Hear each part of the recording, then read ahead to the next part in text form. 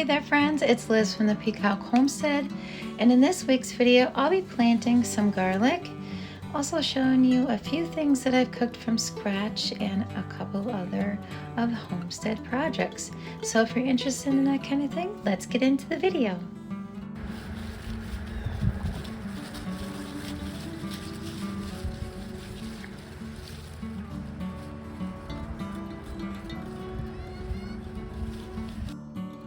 This year I decided that I was going to plant 3 beds of garlic. So I have this bed right here, the one where Jack was just standing next to, and then the one behind me, which I usually plant my garlic in every year. I figure I'll plant a whole bunch and then I will not have to buy any garlic seed for next year. Since I use garlic for a lot of my cooking and I use it for medicinal use, I figure it would be a good idea to plant a bunch of extra. Then if I had too much extra, I could actually give some away as gifts. I do plan on making some fire cider with the horseradish root that I got and a little bit of this garlic. I also have some other herbs that I wanted to put in my fire cider, but hopefully that'll be a project for next week. But I'm just getting all of the heads separated into little seeds, so they come in a big head and then you pull them apart and then you plant the little bitty bulbs in each little spot that you want to plant, and then you don't put it down too deep, so I just bury it just underneath the soil and it works out pretty good. So I'm just getting everything organized and then I'm going to get this garden planted and the 2 other ones planted.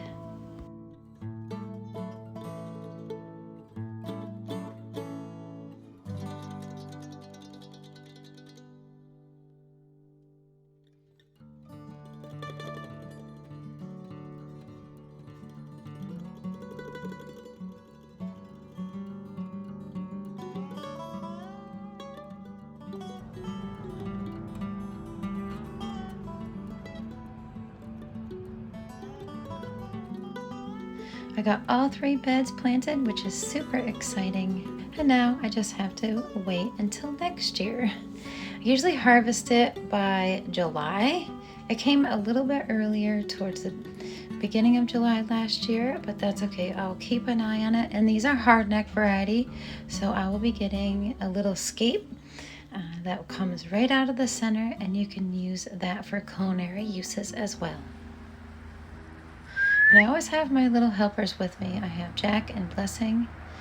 And the goats have found a new little friend. So the neighbors, I think it's a little male cat, but he loves watching the goats. He's so cute. So that is the goaty girl's new buddy. And of course, I had to do something with all of these apples that I got from the apple orchard. And I'm paying the corgi tax, of course. It's Jack approved. So what I'm going to be doing with these apples is just making a ton of applesauce. I'm going to freeze a few bags for apple pie filling, and then we're just going to eat off them. I'm storing them outside in a bin because I don't have any room in my fridge. I had a little bit of room in my freezer. I was going to pop some of those in there.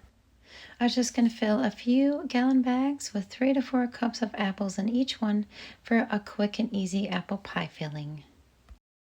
We've also made some homemade granola this week. I have the recipe on my blog, thepeacockhomestead.com, if you're interested in that recipe. But we usually have this for our homemade cereal, and we top this on our ice cream and yogurt. It's super delicious and we love it. I'm going to have a little batch of applesauce going in my cast iron pan and also another batch going in my slow cooker. So here I just have a bunch of apples chopped up and peeled. I was going to make a really quick, delicious apple crisp. Super simple, super easy. I just added some cinnamon and sugar and a little bit of lemon juice. A whole stick of butter, of course. I got half the stick in there on top of the apples and the other half as this topping. So the topping is just a little bit of flour, sugar, molasses, and then I have some oats, and then of course some butter, and then I just put that on top, and I'm gonna bake that for about 45 minutes at 350. I got my applesauce all cooked up and all zipped up. I have a little bit of sugar, lemon juice, and a little bit of molasses there. And I'm just gonna put it through the sieve and get it in my jars and get it on my shelf. So here my apple crisp is all done. Can't wait to break into this later. I made it earlier in the day so we can enjoy it after we have dinner. So I'm just going to run the applesauce through the food mill just to get all of the peels off and get it ready for the jars. I plan on getting another food mill because this is already breaking. It's made out of some kind of cheap metal and I kind of bent it a little bit, but that's okay. It still works. I got my applesauce all milled up and the peels out of the way. So I'm just gonna get these into the jars. And we had a big canning day and I made a whole bunch of applesauce. So I'm gonna let these cool and put them on my shelf. And don't forget to label.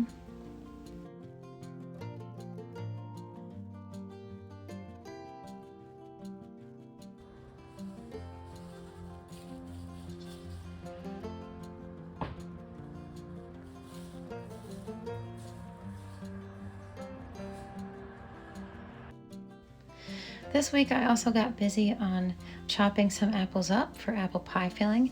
So I'm just gonna freeze up 4 cups at a time because that's about the measurements of an apple pie, 4 to 8 cups of apples.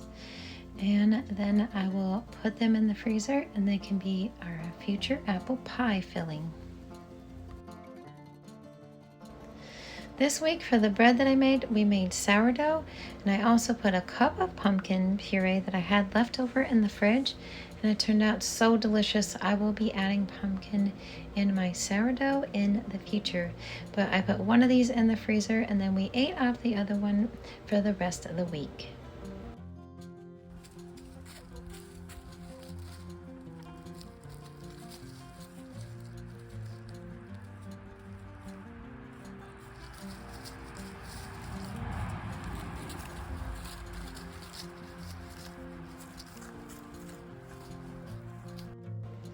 This week, I wanted to show you a really wonderful dinner that I had made.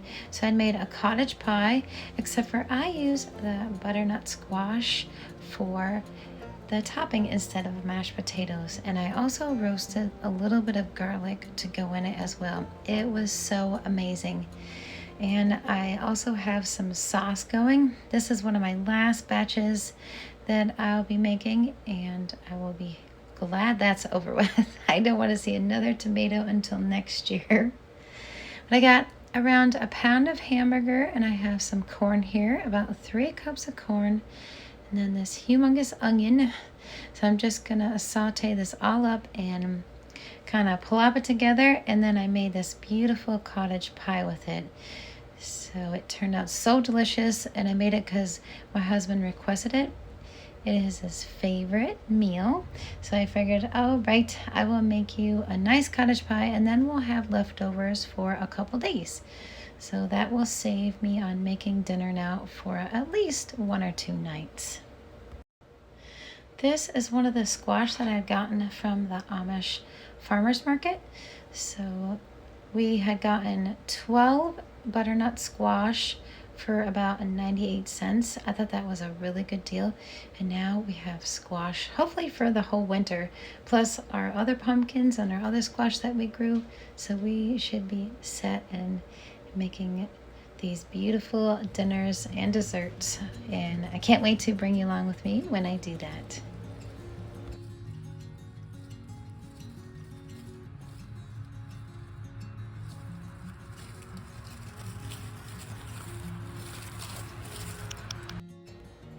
I had to put some of my spices away that were cured enough and dried enough to be put away in jars and bags. This is my stinging nettle root. It is really good for men's health and so many other things. So I'm just gonna make a decoction out of it or a nice little tea, and then we'll drink that throughout the winter. Here is some of my dill seeds. So I had that drying on my racks in the dining room.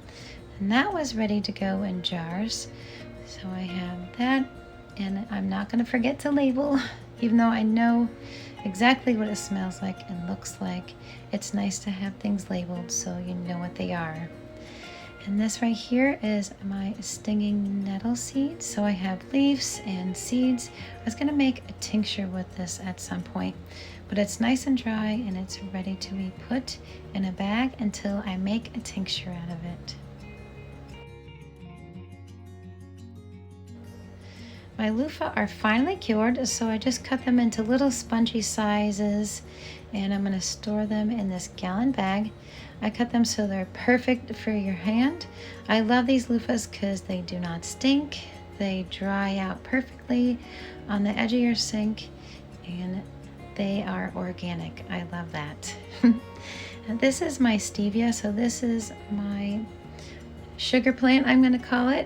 It's super sweet and it's natural, and I'm going to be using this to sweeten teas this winter, and I also wanted to make a little tincture with it, so I'm going to save some to make a tincture in the future. And I have it all labeled and ready to go on my shelf. So this is the last of my basil that I harvested. It's all nice and dry. I'm just going to garble the leaves, which just means pulling the leaves off the stem.